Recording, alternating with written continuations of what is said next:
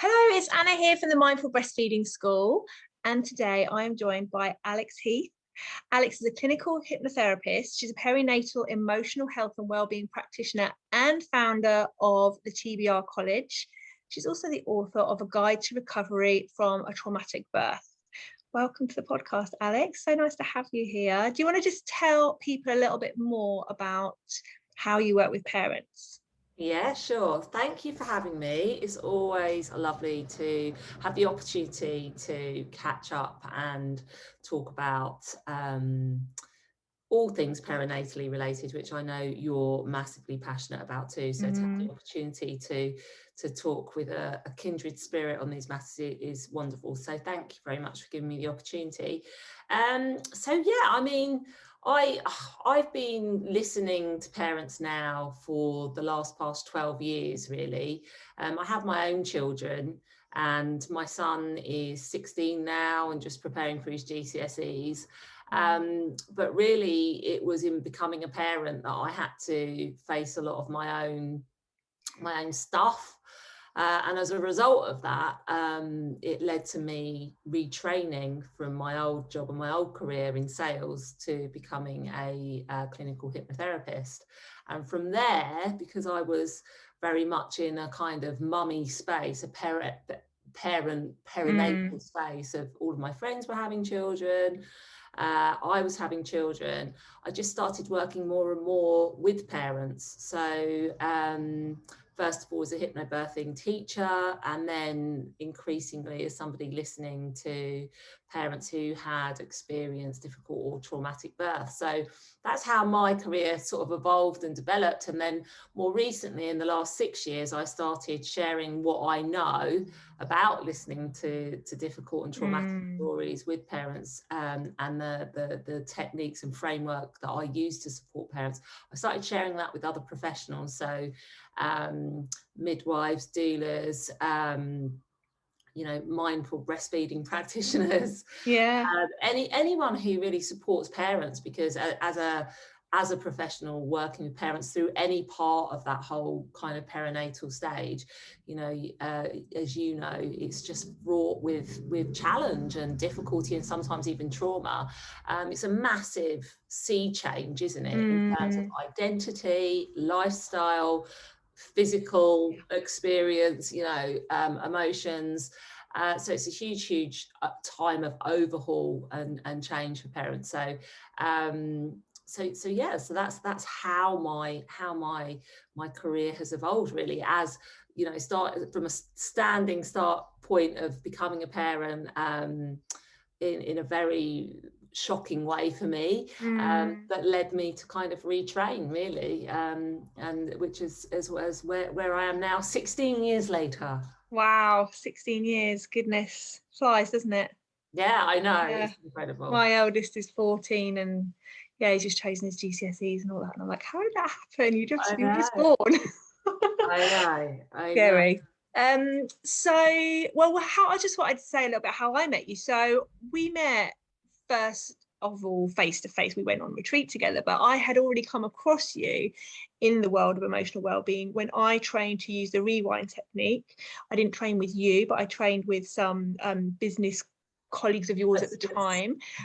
So I knew about you and I knew about your work, and I loved training the rewind technique. And actually, using the rewind technique, perhaps we can go into that a little bit more in a minute, but using that and just learning really about how working with the nervous system, the autonomic nervous system, and with potential trauma, but also just working with negative, unhelpful emotions and feelings and beliefs that aren't serving you anymore.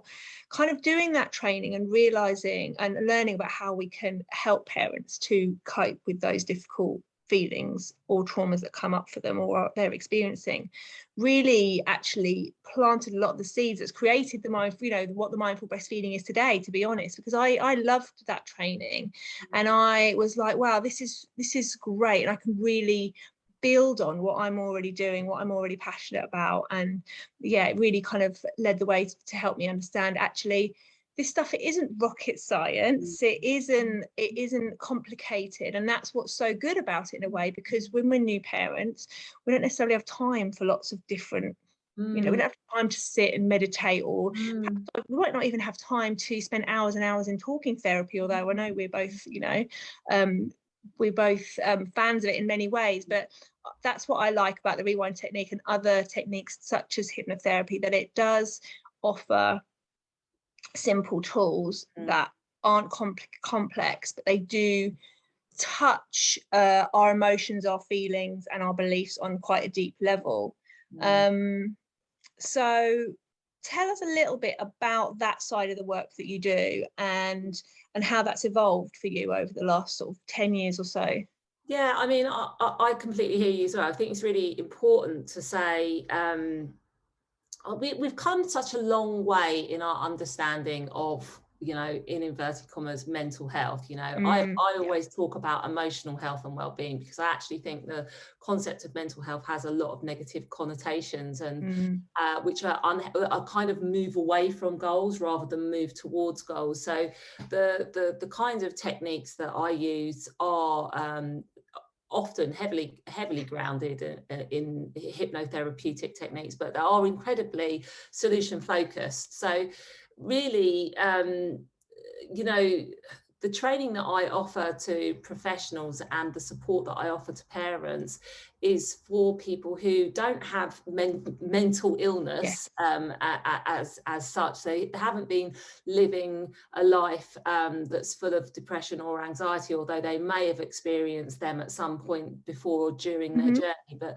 essentially, when they became parents, it meant that they were confronted by something that derailed their emotional and mental health and well-being, and that they are just really keen to get back on that track, or to discover what emotional health and well-being looks like, feels like, and sounds like for them as parents, you know.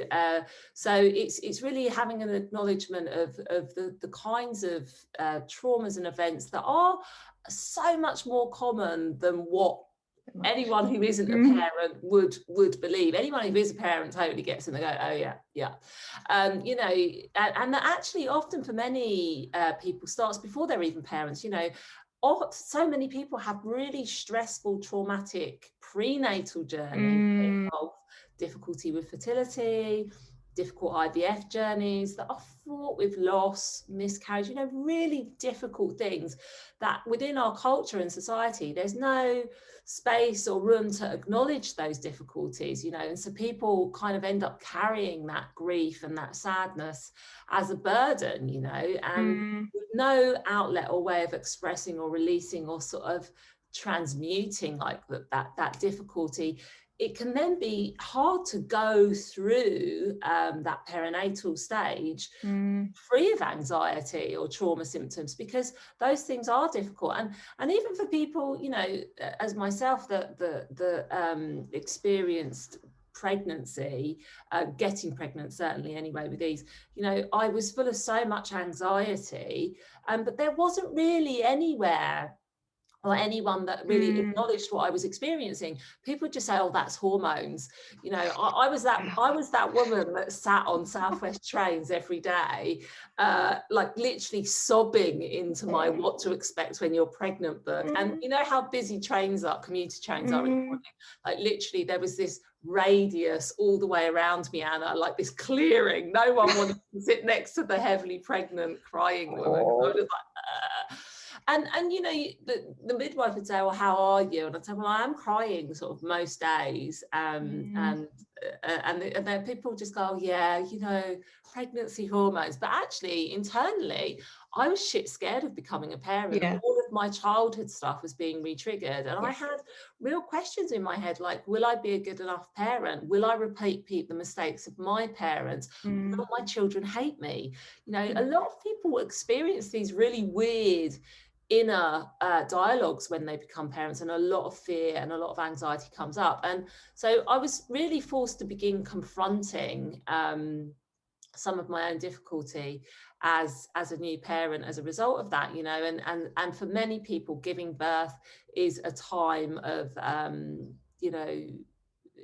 incredible stress and difficulty, and sadly for many, 30% of parents, will be a traumatic event, and that also leaves a mark, and makes all of the things that come after having a baby, like bonding, feeding, sleeping and recovery, makes it so hard, because when our body, the autonomic nervous system, is stuck in fight, flight or freeze, all of the hormones needed to create successful bonding relationships, feeding, and so on and so forth, they're not there, because we're actually, our bodies are preparing for something different. They're not preparing for love and connection, they're preparing for fight, flight or freeze. So all of those experiences throughout that perinatal period can leave a lasting kind of heaviness of feeling, or in some cases trauma symptoms, which can then affect the way that we think and feel about ourselves. They can affect not only our relationship with ourselves, but our relationship with others. And so I think the good thing is that now we're living in an age where people are asking more from their emotional health. We're less inclined to think about mental health as fixed. Yes. And I think that's a wonderful thing. And I think in the perinatal space, having things like mindful breastfeeding, having things like hypnobirthing really introduces these key concepts and tools for emotional and mental health and well-being to this parenting audience, which is brilliant for their potential to thrive.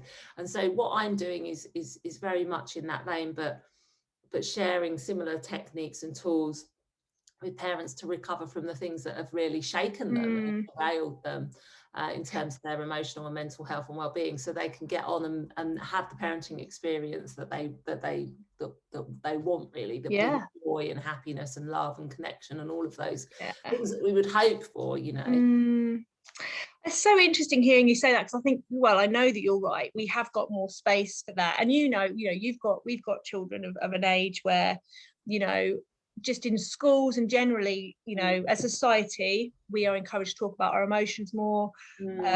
My kids are definitely a lot more emotionally intelligent than me, and I can't give myself complete credit for that, because I have to give some of their educators credit for that as well, the school culture that they've grown up in. So I do see that more, and I think back to when I was struggling as a parent. Interesting for me, it wasn't with my first pregnancy, it was more once I'd had my two children, and then also as my children got to an older age, when similar to you, a lot of stuff from my childhood came up, and I had no choice but to face it, because I wasn't parenting particularly well at that moment. I wasn't in a very good space, and so I felt a lot of shame around it. I felt a lot of shame around the feelings that I was feeling. I felt a lot of shame around the stuff that I hadn't processed from my childhood. I had a lot of shame about not being this sort of perfect parent that I was aiming to be, which is crazy, because we know that doesn't even exist. But I was almost sort of like trying to hold it all together and present this kind of image, this superwoman image to the world.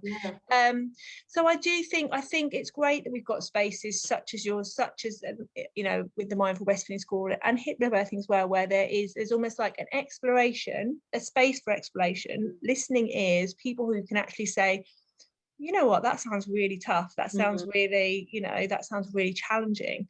But also, and this is something that kind of annoys me a little bit with the health service, some actual actions that people can take so that they can start moving through it, accepting it, not saying, no positive toxic positivity, that we should always be happy about, accepting it, exploring how we're feeling with self-compassion, with a listening ear and a nurturing environment. But then again, like, I think these tools are crucial to be able to actually move past some of this stuff in our minds and in our bodies as well, actually. And we can only do that with support from people who kind of almost believe that that's what we're experiencing. And I also think, Anna, that knowledge is power, right? Like, it's interesting you're saying about your children, they have like an emotional articulacy, and my children have that too, and it definitely is not like anything to do with my parenting, but well, it is in a sense, but it's kind of one of those invisible things. I think that they just have permission to say how they feel, and so they do. And I remember I remember once asking my daughter to tidy up her room, probably arguing with her about tidying up her room. And she was really young, like she was less than 5, and she said, "Don't shame me for having a messy room." And Wow. I was floored that a 4-year-old could identify the bad feeling was shame, and that I was shaming her, and that it felt horrible and that she didn't want it. Yeah. I was really Incredible. like, oh my God, you've really taught me something about Yeah. articulating and expressing what you're experiencing as a feeling. And you are, you've got an action there. Don't shame me. Yeah. It was really incredible. But I think, there, unfortunately, in schools, although we are much more accepting about talking about feelings, and although there is much more articulacy around feelings, there is still like a huge way to go in terms of sharing the knowledge about what that toolkit is. Sadly, in terms of the NHS's approach to supporting good mental health, we've got like just a one solution tool. We've got CBT. We don't really share anything else. We don't share mindfulness. We don't share self-compassion. We don't share relaxation or breathing techniques. We don't share a solution-focused approach. So, we all as adults have been brought up with a government education campaign about what we need to stay physically healthy. It's 5 fruit and veg a day, and it's 30 minutes of exercise. That's all you need for good physical health. And we've had that drummed into us, and we kind of all know it. And so even if we don't live by it, we all know it. Like, we all know what those tenets of, what the basics are. But we don't have that for emotional health and well-being. We don't have the basics down. So we haven't taught people about how to become the watcher of their thoughts. We haven't taught them mindfulness. We haven't taught people about self-compassion, which obviously is really twinned with mindfulness, and being able to kind of watch our thoughts and say, do you know what, you're okay for having that thought or that feeling. I forgive you for having that. As humans, totally human to feel the way that you do.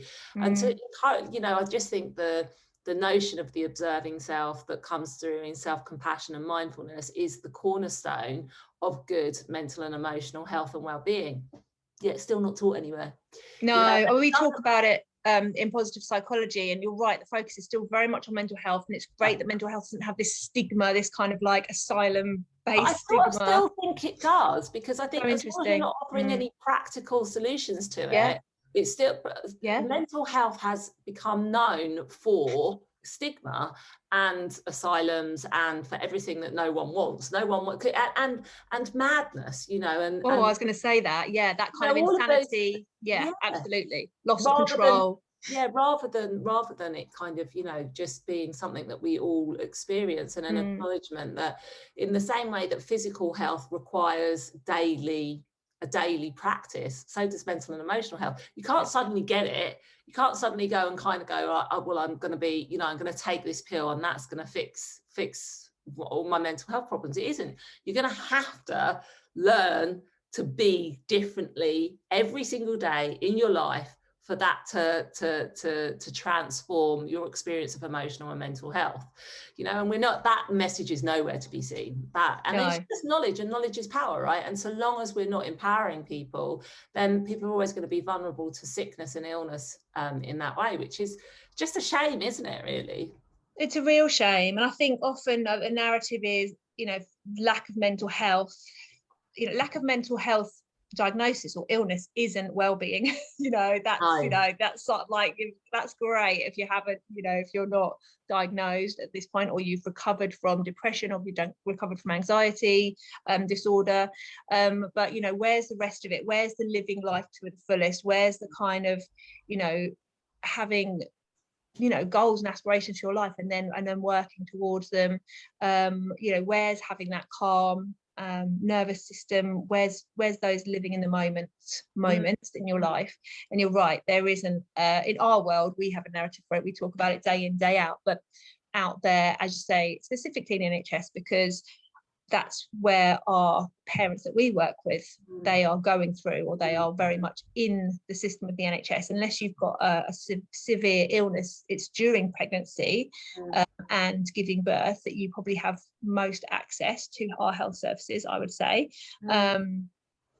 And yet, yeah, like you say, there's a real lack, a real hole, if you were. And even with things like public health, and obviously with public health, breastfeeding is massive, obviously, in public health. It has a lot to be desired in the language. But, you know, just like we talk about the 5 fruit and veg a day and the other aspects of, you know, there's no emotional well-being in the public health sphere, which I find weird, considering the spend on mental health services and on which obviously is been drastically cut over the years, but you know, considering that cost to healthcare, I don't understand why there isn't this narrative around. We've always separated health, haven't we? We've always said there's your physical health and there's your mental health, and there's no kind of like they're intrinsically linked. You can't really talk about mental health and well-being without talking about physical health and well-being, and vice versa. And it's broadening out the conversation beyond depression,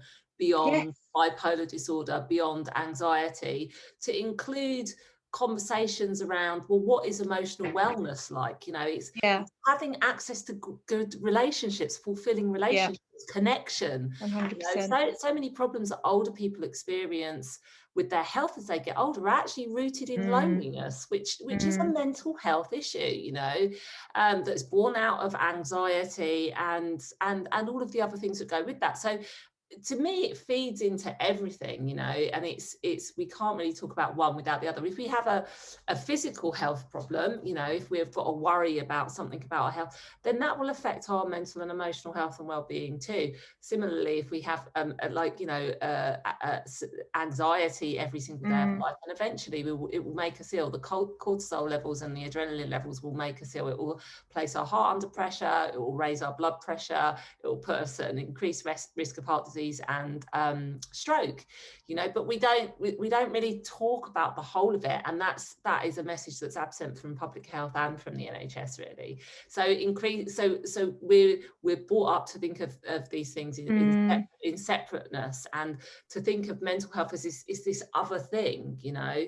It's either outside of us and it's something that other people are experiencing, or it's to be hidden inside of us and for us to keep.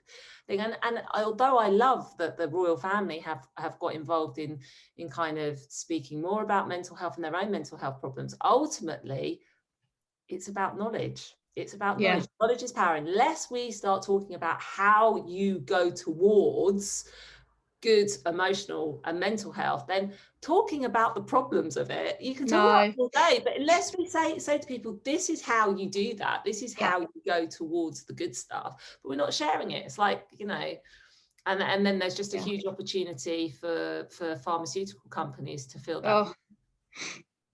Absolutely. And we know, and I don't even, I don't think what the statistics are now, that people rarely see their GP face to face, but we know even before the pandemic that you know, you would go to a doctor or GP about feeling anxious or feeling depressed, and unless you were lucky and got a GP that, you know, wanted something other, you just got a prescription. And that's not to take away from prescription drugs being useful in some circumstances, but it absolutely should not be the only treatment, for want of a better word, that people are offered when they are struggling with their mental health. I feel really strongly about that. So much to unpick about what you just said there. And I think I think there's a huge gap. I think let's talk a little bit about how it might show up for people, because someone might be listening to this, I think, and kind of feel like perhaps there's something bubbling underneath, or they've been okay, but you know, how do you see it when people come to you? I'm talking about your parents here, or when, you know, people come and see your practitioners. What are they seeing? What are they experiencing? And then what could be the first steps that where could we sort of send them to start, you know, helping themselves? So I suppose the kind of three biggest things to think about when it comes to perinatal emotional distress are trauma symptoms, anxiety and depression. So those are like the kind of the big three things. Yeah. And so anxiety will be experienced actually quite differently for many people. And so before I had children, I just had high functioning anxiety, but I never would have called it that. You know, because actually it's probably quite a good thing for the people that I worked with that I had it, because it just meant that I was always chasing my own tail and you know, working really hard to try and you know, people please and do all of those things. And it was only really when I became pregnant that I couldn't drink anymore. I physically couldn't drink anymore, and so I had to stop drinking, because every time I had a drink, I would be sick. I would just be violently sick, which is why I did a pregnancy test. And so then I had to confront the anxiety. And so anxiety, I think, lives in a lot of people before they have children, but they might not be aware or be calling it that.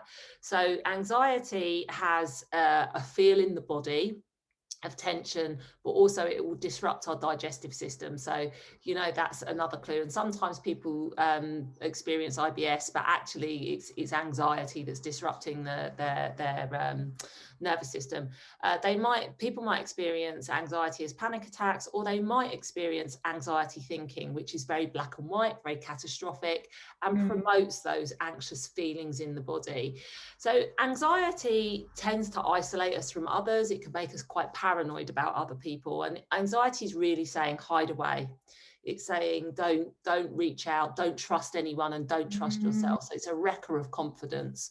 And it's how that sort of translates to the perinatal stage is that parents are just very isolated, that they fear that they won't be able to cope if they go out. So this is a common experience for many new parents, is that they won't go to the mother and baby group, or they won't reach out because they're not sure how they will fare socially. So they might have social anxiety, or they might just fear coping if their baby cries, for example, or being able to cope if, you know, there's a dirty nappy or something happens, that kind of, you know, thinking, well, I'd really like to go to that mother and baby group, but what if something happens, I can't cope, so I better just stay in. And, you know, and so that kind of isolation then causes lots of other problems for parents and leaves parents vulnerable to depression, because, you know, if you're sat in on your own with the demands of looking after a baby all day, and your confidence is being eroded by anxiety, then you're vulnerable to all of the other kind of inner critic voices that I associate more with depression, that say, well, you're not a very good mother, you can't cope, you can't even get out the door to go to the mother and baby group. Sort of punitive, very judgmental inner voices that can come with depression, that typically arrive when we don't have friends or relatives or support around to say, oh, you know, you're doing great, you're doing really well, or, you know, this is really tough. I experienced that too. I had like 2 hours sleep the other day and thought I was going bonkers or whatever. So there's those kinds of experiences as new parents that I think are, you know, really can only be resolved when somebody has a few skills, like being able to practice breathing and relaxation as a way of lowering anxiety. So for me, it's all about teaching the anxiety toolkit as the first thing. So it's being able to recognize what that person's anxiety is like. If we don't recognize it, if you don't know what you don't know, exactly. never do anything about it. And this was me before I was pregnant. I didn't know I was anxious. I used to drink every night of the week until 4 a.m. in the morning. And so, you know, if you don't know you have anxiety, you're never going to be able to recognize it and to work with it. And so we're never looking to get rid of anxiety. I've got anxiety, I'll always have anxiety, but it just means that I have a toolkit of being able to recognize it and work with it. And so it's things like teaching relaxation techniques, teaching breathing, teaching journaling as a way of teaching the key concept of the observing self. And that's where we're sort of moving into mindfulness. And so you can begin to watch that thought. And so for a parent, that might mean, oh gosh, I'm really beating up on myself today. That's the 3rd time I thought that I'm a really shit parent and that I can't do this, you know. Journal, and once we start to know it, it's all about developing a relationship with ourselves more than anything, a kind and compassionate relationship with ourselves. And that to me is why all parents should be taught these kinds of things, is because it's only when we have a good relationship with ourselves that we can have a good relationship with other people. Yeah, including our babies. Including our babies. When we think we're shitbags, when we think we're terrible parents, when we think we're awful, shameful, loathsome individuals that aren't worthy of anything, then of course it shows up in our relationships, because we think we're worthless, and so we don't connect and bond with people in the ways that we could. And so they're quite simple techniques. I know I kind of reeled off quite a few of them in a really quick time. But actually, for parents with perinatal anxiety, I usually see parents for about 6 sessions, and it has a really big and lasting effect. I always record exercises, relaxation exercises, visualizations. I always just share the basics, observe that thought and introduce people to the concept. You're not the thought.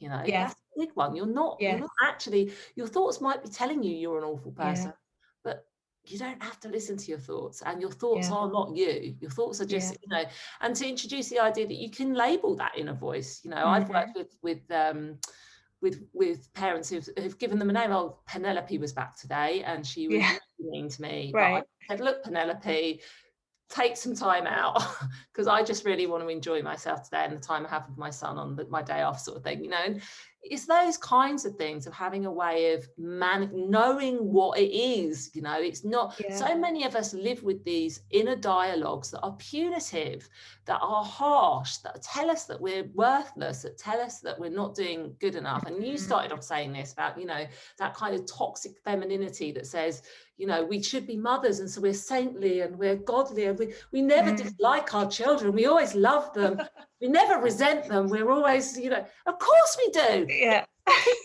hard. Of course we resent them, of course we have bad feeling, of course we're going to feel ashamed about it.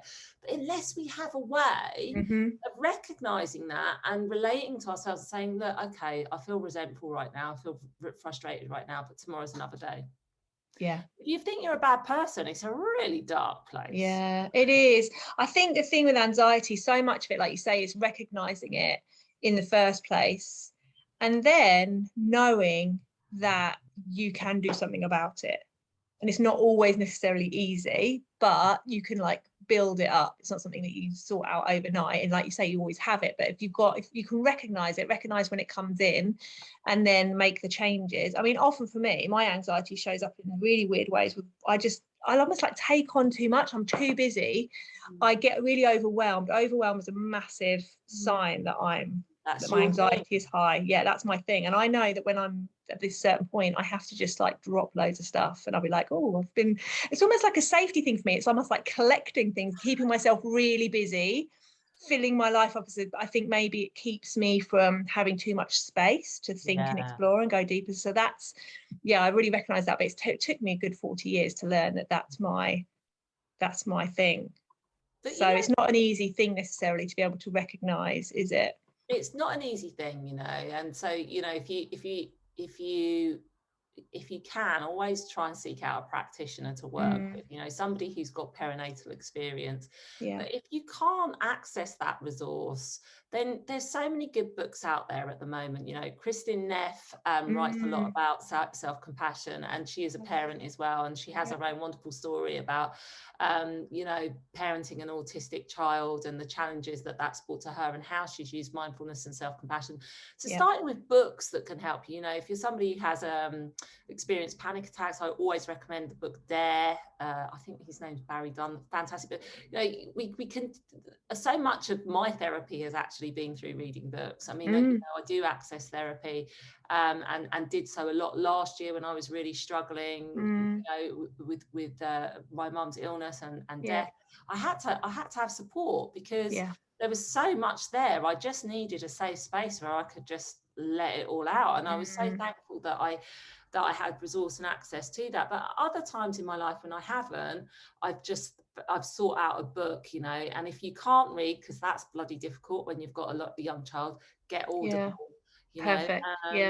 And spend your money on those things, rather than another new baby grow, because there needs to be more investment in mothers, unless we have that really, unless we cultivate that relationship with ourselves. And we're going to be, it's hard to parent. It's hard to parent Yeah, when you're a shit person. Yeah, and also, but to give ourselves permission to spend money on ourselves and on something for us as well, which is not always an easy thing and to do. time, and take the time, you know, take absolutely. the time, and find the spaces, you know. There are I mean, we're lucky in this space, Anna, you know, we know so many people that have got great offerings. So Mandy Reese, who is up in Birmingham as well, does mother circles now, and she teaches that to other practitioners. I just think, what a fantastic idea and offer, you know. Baby massage courses, you know, all of these things which actually we didn't really, that weren't really around 14, 15, 16 years ago.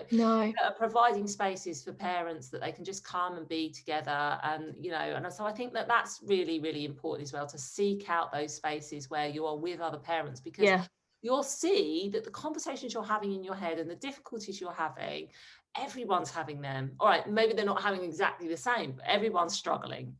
No one's finding this a breeze. Exactly. And it's a culturally toxic view of parenting that says mothers are saints and that we don't experience resentment, frustration or difficult times, because we all do, you know. So we've just got to tell it like it is, and stride forward with that, you know. So that's what I would really love to say to parents is, you know, invest don't struggle in silence. Keep looking for the help. It may not be somewhere, it may not be from your health visitor, unfortunately, or your midwife, or you know, it may not even be from your partner or your mother, but there will be people out there close by who are struggling. And sometimes it's just like being brave and having that conversation with a friend that you thought everything was, you thought, well, they just got it sorted, haven't they? They come out looking immaculate or whatever it is, or look, you know, and actually what's really going on underneath for them is probably very similar.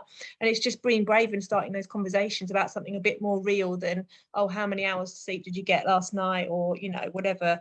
Can't think what kind of stuff we used to talk about. I know we had a lot of half conversations, I can't remember what we speak about, but it wasn't the deep stuff, I do know that. It wasn't often you're just keeping your head above the water, aren't you?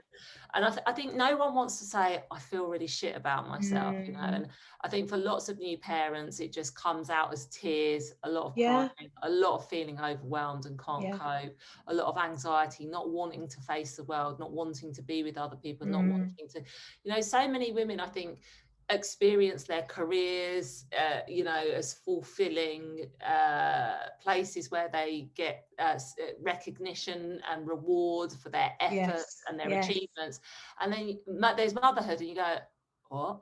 Like, what just happened? What just happened? Like, what? Like, where's my paycheck?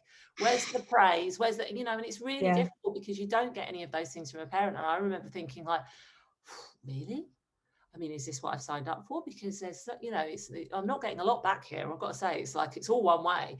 And of course, you sort of feel that way at the beginning. And it's really hard to find spaces, non-judgmental spaces, where you can sort of say, this is how I'm feeling, you know. And Instagram and Facebook are other great places for those conversations, I think, as well. So seeking those out, I think, you know, although it's a two-sided coin, obviously, the whole social media thing, I do think that if you choose wisely and avoid the kind of more fluffy mummy kind of perfect looking, no, there's some great stuff out there, and it's just about, you know, searching some of those hashtags and then following some new people. If your feed is all very perfect parenting, then that can make you feel worse and worse, can't it? But it's easily changeable. Yeah, absolutely. Yeah, definitely.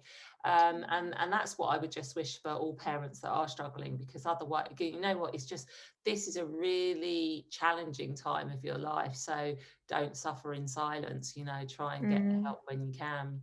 Absolutely.